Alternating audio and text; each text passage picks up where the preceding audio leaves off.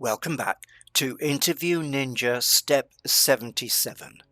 We're going to hear about Corben's interview experience when he went for a job as a runner for the Strictly Come Dancing BBC TV show.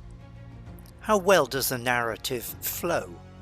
Is he using 5W2H as a roadmap? That's who, what, why, when, where, how and how much. How much of that does he actually cover? And how much does he need to cover? What about presence and projection? Do you feel he is engaging and talking to you? Is he using soft skills to make it interesting? And what kind of soft skills is he using? Become conscious yourself when you watch people do things. You can extend this to watching TV or movies or anything like that, because actors are really expert at using soft skills.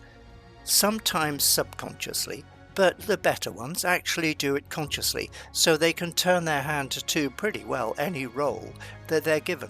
And in fact, it's not just the actors, of course, it's the writers, it's the directors, and the whole world of video and movies, and television, of course, which you're so used to, is an artificial construct based on other people's observation of things like body language and soft skills, especially around communication.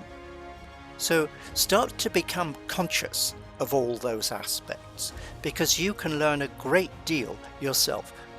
Not so you can become an actor, but so you can see how other people in ordinary everyday life, and especially in the world of work, are using particular soft skills, and consider for yourself how much it would benefit you to being conscious of those soft skills and using them.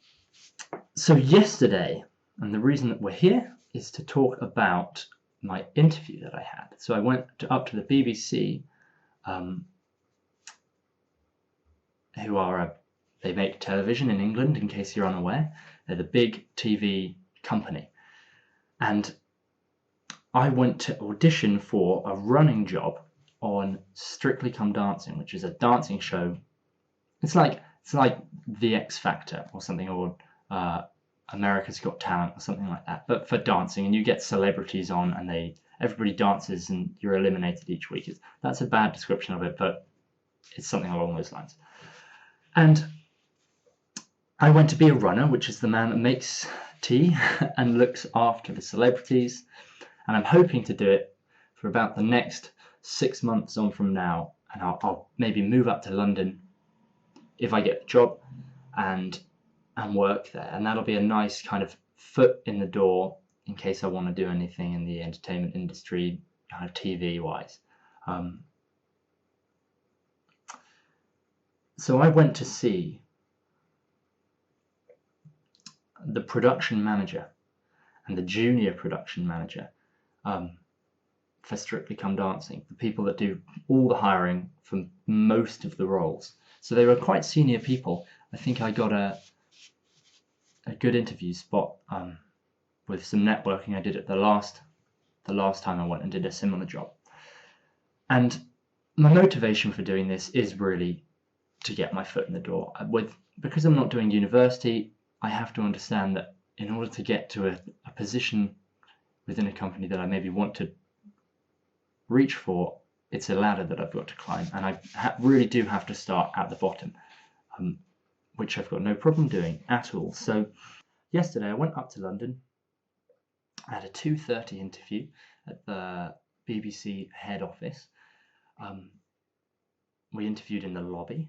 It was quite informal, which is what I like, but I still made sure I was smart and dressed up, even though it was a pretty dog's body job where you probably didn't have to be smart or dressed up, but I wanted to show that I've made an effort. I made sure that I'd watched an episode of Strictly Come Dancing previous to me going, and I'd read a couple of articles about the gossip. Yo, Graham. Keep it running.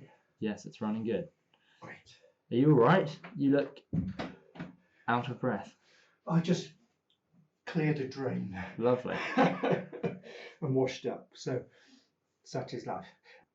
I would like to sit over there and just listen. You carry on. All right. Okay? Yeah, that's It's fine. just because otherwise I'm not going to be able to react to it at all. Okay, yeah, sure. Where are you up to? I'm actually here Okay. because I restarted a bunch of times and then I had to wait for the computer to do its thing. All right. Why did you keep restarting? You'll watch it back and find out. I was not mentally prepared. Oh, well, that's not surprising. I did spring it on you. Yes, so I But hopefully now you're more. I wanted prepared. it to be smooth. I kept tripping up on this little bit here, so I started here at confidence. Okay. Well, that's fine. That's fine. You so can watch back and what I'm particularly keen to hear is what happened. Yeah. Okay. Sure. So I know about this stuff.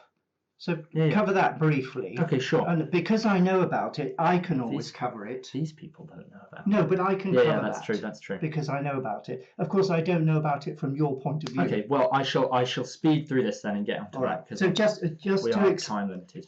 Okay, just to explain to people. I don't want to look too intimate left. Let's get the angle right. Okay, just to explain to people, I thought this interview was going to be really important. It was. And I was really keen that Corben was as best prepared as he could. Yes. So I kind of interfered a little bit, or advised and guided in the prep process. So when you do advise and guide, counsel, call it what you want, mentor, you don't know how it's going to work. You don't know how that person's going to react. You can't know yourself whether that's the right thing to be doing for that person. So it's not about reassurance. It's about checking, from my point of view, that the advice was sound, or scoring out 10, whatever. Qualitative, quantitative, I don't care. But so what I'm really keen to do is get understand myself, how Corben felt about going through the preparation process, the extent to which he felt it helped him during the interview, and then what actually went on with the interview. So don't particularly talk about the details of this document and so on. Sure, no, of course not. We can cover that easily enough. So it's really about the experience and the experiential learning, as they call it. Well, I shall continue. Brilliant. And I'll just listen in, but remember that this is a piece I'm fascinated to hear about. Okay? Yes. Okay. Sure. But of course, carry on past there if you so wish. Yes, I will. I'll try and get to the end. Good. Go for it. I'm just going to sit round there and read Fritz Perls or something. Are you? But I will be listening. Okay. Shall I keep going then, or am I going to wait for you to get around there? Keep going. Okay. Dandy. I'll just be walking through. That's a reasonably good break point, if you like a break. Corben has described some of his pre-interview activities. Rather than me list what he did, I encourage you to go back over the clip and make your own notes. Have you had any interviews lately? How did you prepare? If you keep watching all parts of what is called here session 2, but it's several steps from 77 onwards, you'll be able to build up a good checklist covering everything for before, during and after activities, and maybe even a document or two. You will be well on your way to becoming an interview ninja, and let's face it, that's the whole point of this course. Now you may say, but I haven't got any interviews. But this is to prepare you for the world of work, and every time you meet somebody new in the world of work, it is in effect a kind of mini interview, because they will be assessing you and your potential and your... So, I watched an episode of the show. Let me center this again. There we go. I watched an episode of the show, and I've researched online. I read all the Strictly Come Dancing gossip from last year, and I had a quick research too, just to make sure on the people giving the interview, just so I knew what they looked like and what to expect. And that was helpful, because it meant that I could see them enter the room when they came to pick me up, and I wasn't just sat there on my phone kind of looking uninterested and slouched down. First impressions and all. So my CV, I sent them a CV about 6 months ago because I was rather eager, and it was a bit of a rubbish. Well, it wasn't. At the time, I did not think it was rubbish. But in hindsight now, after my travels and after my exposure to kind of life, I do think it wasn't very me. So Graham and I collaborated and made a slightly better one. And I printed out 3 copies to take with me to the interview, and I will get to that in a moment. So I arrived at the BBC studios at 2:15. So I was 15 minutes early, and I just sat on the sofa and I waited. And because I'd seen what they looked like before, I could see as soon as they came in, and I shook their hands and I tried to make eye contact and all of that first impression stuff. And they took me over and we sat in the lobby of the BBC office. It was very informal. Neither of them were very dressed up. They were both kind of in jeans and t-shirts, and I was in my fancy suit trousers and nice shirt, and I think it was good to make that much of an effort, but I did feel slightly over. That's probably what they were looking for, but I slightly overdressed. They had, so in my ideal world, they would have sat me down and I would have handed them my new updated CV, because they had my old one, but my new one is reflects me in a much better light, I think. We sat down. I wanted to hand them my CV straight away, but we hadn't even said hello, so I was like, well, I'll let them know who I am first. So we kind of shook hands, and I'm annoyed at myself. I'm going to rant about why I'm annoyed at myself, but I was nervous. It's hard to not be nervous for an interview. I was nervous, so I didn't hand them the CV straight away, although I should have. But it was just within the first kind of 10 seconds, I shook their hands, I said hello, we sat down, and they'd started quizzing me on my old CV. And what I should have done is said, here's a revised copy, an updated copy. Maybe you could talk to me about this one instead. But I thought, in my head at the time, I thought maybe they've read this and prepared some questions based on this CV, and I don't want to kind of throw them off. I don't want to make them uncomfortable. So I didn't say that. And this kind of got on my mind a little bit, because then I was thinking about when to drop the would you like to see my updated copy, because it does reflect me in a much nicer light than the other one. So I'd say kind of immediately I was a tiny bit thrown off the ball, but I zoned back in, and they were talking to me. They were talking to me after about 5 minutes of kind of back and forth questioning about my past experience and stuff. They were talking about the future tense as if I'd already got the job. They were talking about when I'd have to come in and what I'd have to do and what my responsibilities would be. And that was great, because it felt reassuring, like they liked me. So I relaxed a little bit, which was nice. And I got on with the interviewers. We had quite a nice flowing conversation. It wasn't awkward. But they spoke a lot to me, and in hindsight, I wish I'd been slightly more confident in myself, although I feel much more confident. In that moment, just because it's an interview, and you know how interviews are, I wish I'd been slightly more outspoken about myself. I wish I kind of almost interrupted her a little bit more and said my opinions as opposed to just being spoken to. It felt like a teacher-student relationship there.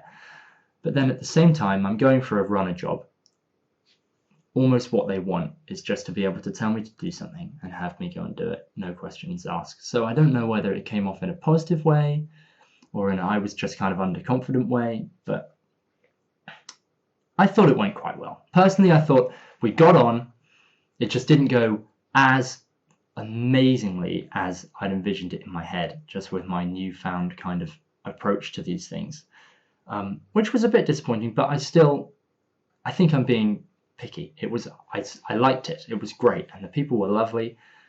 And we got on, and I'm going to hear back from them within the next week or so about whether or not I've got it.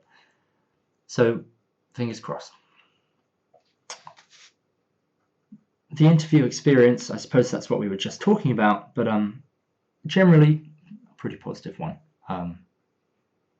Once I've relaxed into it, it was okay. I wish my notes for next time will be just relax from the word go, because I think they want you to be comfortable and you want yourself to be comfortable, so you can talk about yourself in the way that you'd like. It's hard to say just relax from the start, but that's my one piece of advice. I'm going to try really hard next time for whatever my interview is next, just to feel comfortable in my skin from the word go. Maybe that comes with just the more interviews that you do, just exposure to that kind of stuff, but who knows. My sense of purpose. Well, at the BBC Studios, we're going to pick up on the sense of purpose item in the block test in step 78. As long as you're making notes as we go along, I'm not going to record a load of stuff because it's all about you and your situation and your needs. So it really is very much over to you how you get value out of these. What I can say is that learning by example is probably the most effective way to learn. It's certainly a lot better than someone standing at the front of a room and lecturing you. Participation, involvement, and what's called experiential learning. So you can potentially learn from Corben's experiential learning, but of course what's really important is you get out there and start building up your own experiences.